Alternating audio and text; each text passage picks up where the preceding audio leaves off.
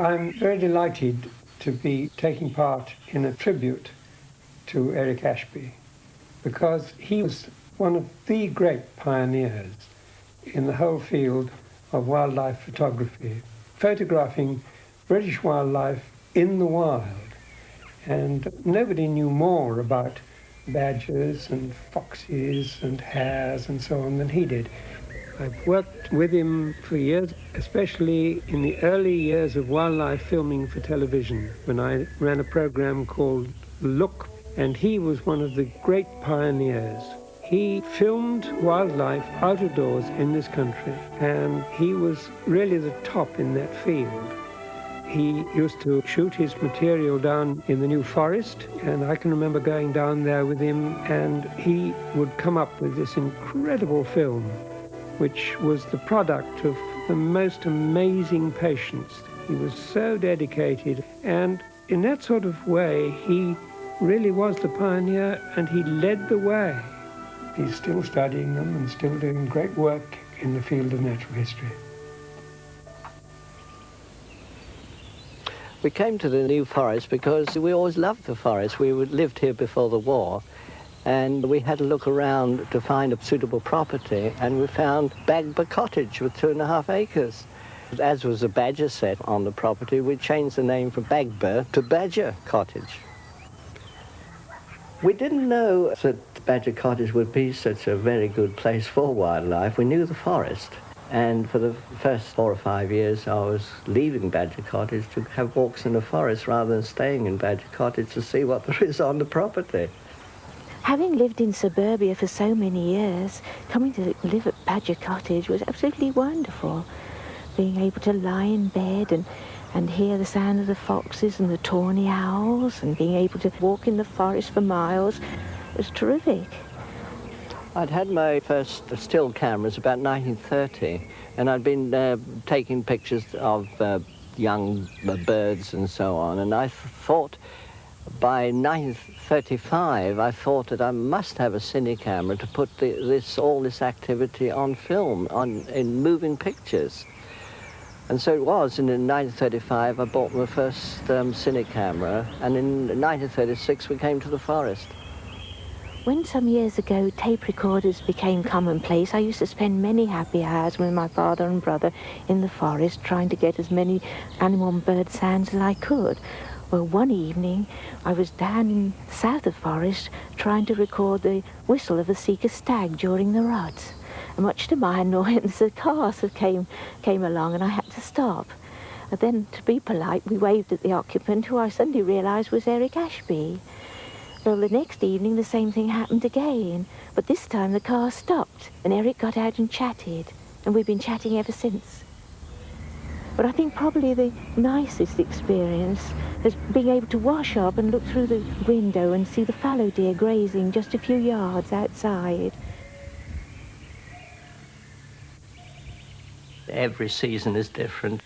In the summer they lie down in the long grass. In the late summer, they like to jump on their hind legs to pick the apples.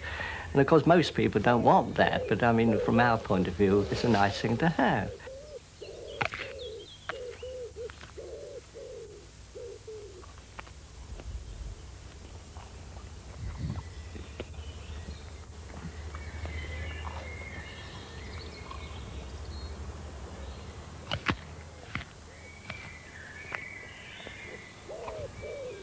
I'm quite happy to be in this country. I've no urge to go abroad, although, of course, now that the wildlife in Africa and Australia is being diminished, one would like to see it, perhaps for the last time.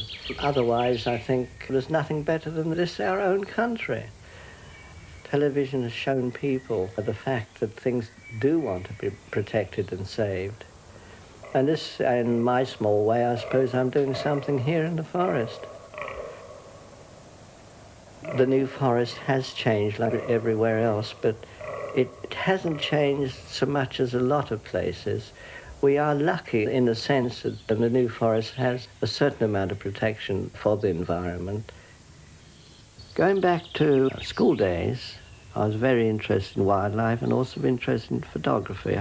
I was also keen on trying to get natural history on film. I'd always wanted to film lesser-spotted woodpecker, but the trouble was to find the nest. One day I heard some tapping just outside the badger shed. I looked at the old apple tree and couldn't find anything. Then a little while later I saw the lesser-spotted woodpecker on the tree and realized it had actually made the hole and was going to have a nest there. We could see this hole in the tree from our back door. It was wonderful.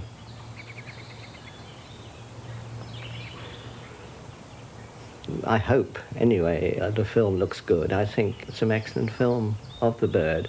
And it's not a shy bird, so I didn't have to have a very good hide for it, which was useful, because it was in an awkward position for a hide.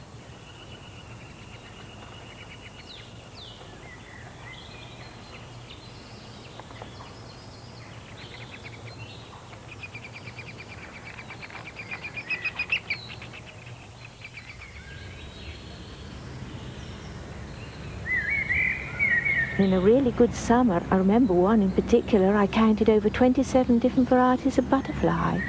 It was terrific, really. I can remember before the war, and I think we had much better summers then. We had loads of silverwash and white admirals. Almost every blackberry bush was full of them. But now you're lucky to see one or two. I think it's largely to do with the weather, but also to do with the food for the caterpillars.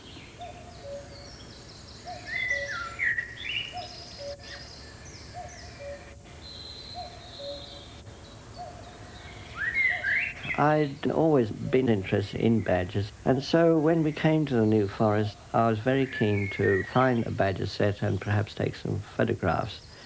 And in fact, I took the first still photograph of a badger in March 1938. And in 1956, I started to look around to see if I could film badgers. Now, all the books said they were nocturnal, you wouldn't have better take any films. But if you found a very quiet set, a very isolated set that wasn't disturbed, that hadn't been stopped by the hunt the previous winter, I found that then the badgers would come out in daylight. In fact, I took some film of badger cubs at 3 o'clock in the afternoon in the sunshine.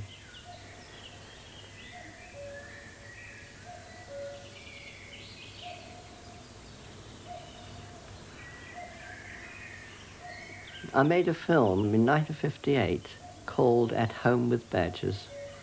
Many years later, the BBC used some of my material for a private life program. I thought, well, if I'm going to make a program on badgers, then I've got to have the badgers coming to an artificial set. I knew that badgers can have their cubs in haystacks or in sheds or in hedges even above ground.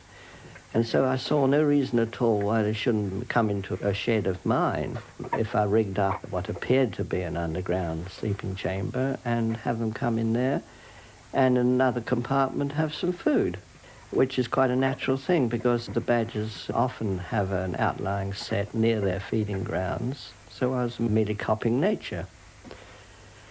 Within a week I had a badger feeding in the set. No lights, of course. But anyway, I started with a 15-watt bulb, and they didn't like it. Bit of a shock, really.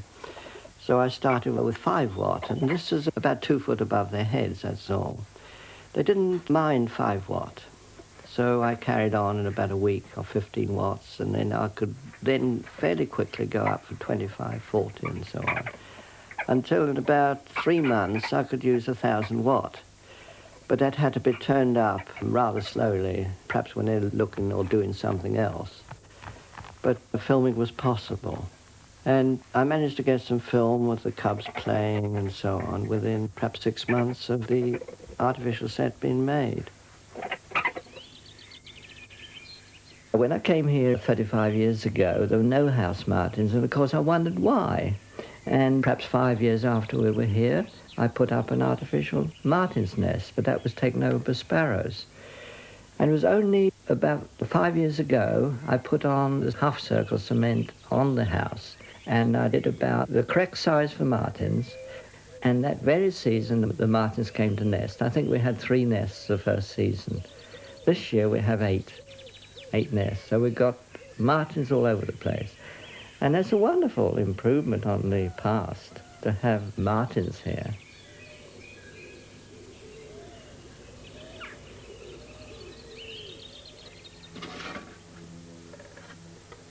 It's always difficult to find exactly what I want. That's not it. I think it must be over here. Yes, this is probably it. This is the one I want. That's the one I want. Look at that, that's a nice lot.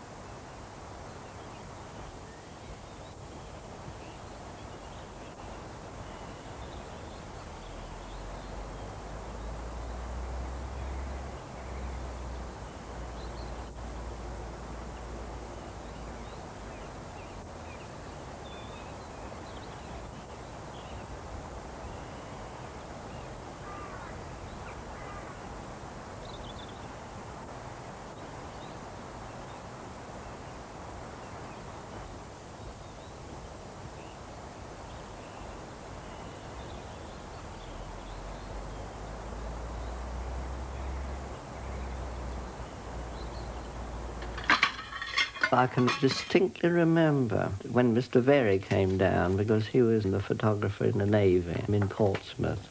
He came along and said, Peter Scott should see these films. I said, no, I don't want to be on the BBC. Somehow I knew the trouble it would cause, and it did cause a lot of trouble, really. I mean, my life just changed. It was a complete change. Before, I'd more or less retired from farming and had a peaceful life. Once you got in with television, your life wouldn't be your own. You've got to run to deadlines, you've got to get the very last shot in the sequence, and it was quite true. In the daytime, I could see the fallow deer grazing just a few yards outside, but I'm afraid that's only just a memory now, because since the New Forest foxhounds came and we've had a fence put round a portion of our property, they are only come in the evening and at night, and then they're very shy. It's all so sad, really.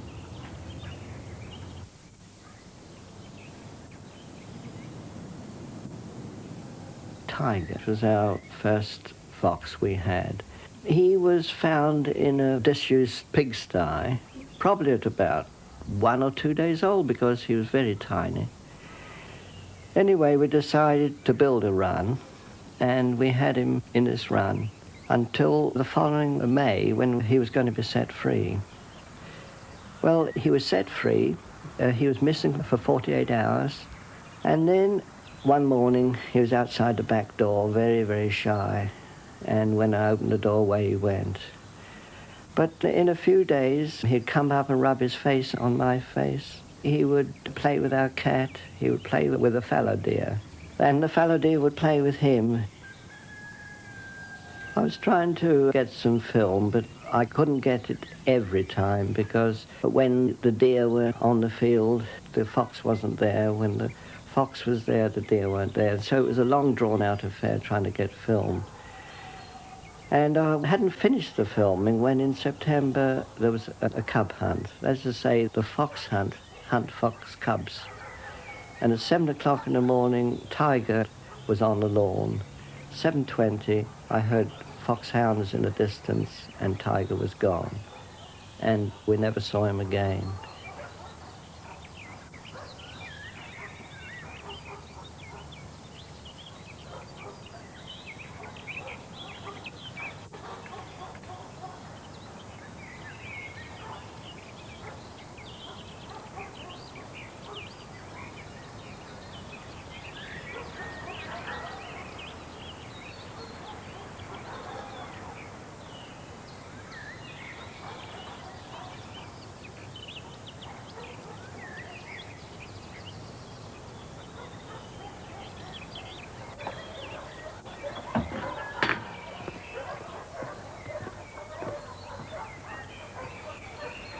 since we've been caring for rescued foxes, it's been a real revelation. I used to think foxes were all the same, but they're not. They're all so different. Different facial expressions, different temperaments, different coat colourings. But I think without any exception, they're all so sweet, kind and gentle. And I think in the last 3 years since we've had them, must have had over 500 people to see them. And I hope that they've all gone away with a different image of the fox. I don't want to give the impression that I've always kept tame foxes, because my filming has been real wildlife. No controlled animal filming, no pet animals. But for the last 3 years, it came about quite accidentally. Somebody wanted us to find a home for a little cub, and we kept it for a while and then decided to keep it ourselves. We couldn't find a home for it. That's how it started. And we found such wonderful animals. They're sweet and gentle, nothing like the stories that are put about foxes being smelly and vicious and all the rest of it. 90-year-old a gentleman come, didn't we? Where is he now? We've had so many people, haven't we? Had so many people. It's right the way through. There's been lots and lots of people coming to see the foxes. There's a local dustman here. Yes, and then over on this page we have Lord Melchett. Lord Melchett, on the same roll of film. That's Sheba after his watch up there. That's right. She looks a bit younger there, doesn't she? Oh, yes. She's matured quite a bit, I think. Well, that's interesting, where a tiger was scent marking me, just like a cat does, rubbing his head on me.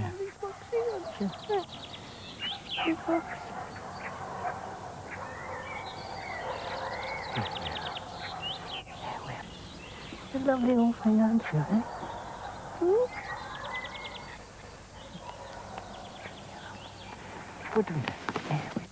This tiger and the wheelbarrow, helping in the garden. Yes.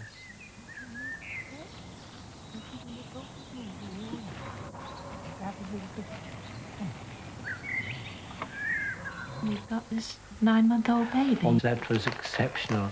We were a bit worried about a 9-month-old baby being with the foxes, but it was beautiful. But Sheba just loved it. Sheba loves the little children, and Sheba absolutely wanted to have a sniff. They love to sniff noses, come up and sniff noses. I suppose that's because it's a fox greeting. Yes, it happens in the wild.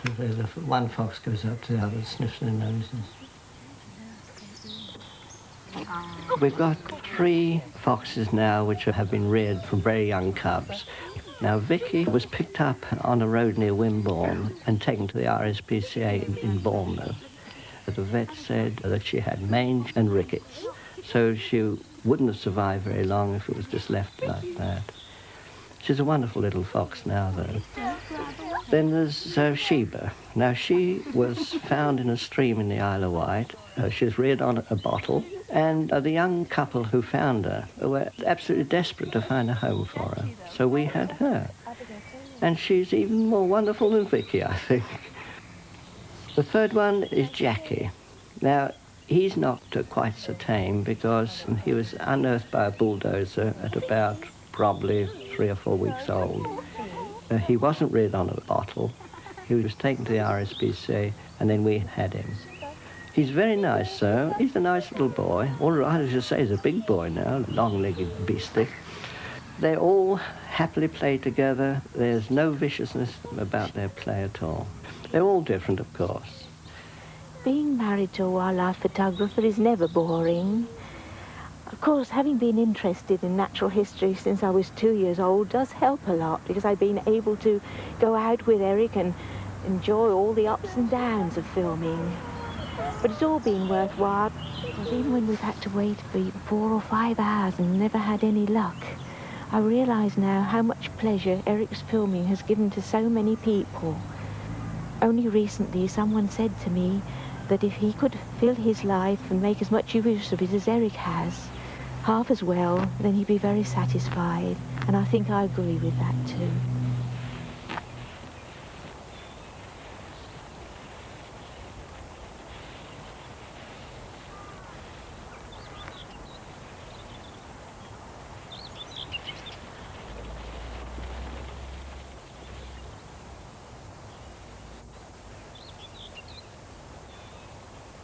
The trouble is with filming wildlife is that it takes a long, long time to get a particular shot you want. It might take years to get a particular sequence, which is only perhaps a couple of minutes on the screen. And this is one of the main problems with wildlife filming. If you're going to do natural wildlife uncontrolled, to go into the wild to get a particular subject could, as it happens with me, have taken years to do. I'd been going down to the south of the forest to film the wallowing of the Seeker stags. They mark their territory and cover themselves with mud in a marshy place. But generally speaking, it's at night. And so I had to find the wallows and wait quite a number of times.